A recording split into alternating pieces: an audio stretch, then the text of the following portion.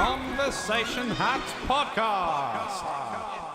In Series 2, Episode 12 of the Conversation Hat Podcast, featuring Ben's dad, we discussed our very favourite Tetris shapes. We all love shapes, but what is the story behind shapes? Tetris shape. It's a Tetris video. That's what's going on.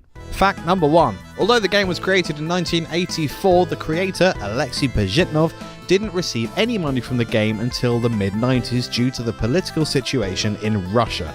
At the time, Russia was controlled by the Soviet Union, who had very strict ideas about everything. To make sure the game was published, Alexei gave the rights to the Soviet government. Quote, "I decided I am a creator, not a fighter, so I granted the rights and never complained. I think that this was a very wise decision on my part." Fact number 2. The Tetris theme song is based on a Russian folk tune called Korobikini, that's it. The song tells the story of a girl who barters over the price of a peddler's goods in exchange for some very subtle sexual favours. In the extended version of the song, it all ends well because he proposes to her, but ends up being robbed and killed before they can be together.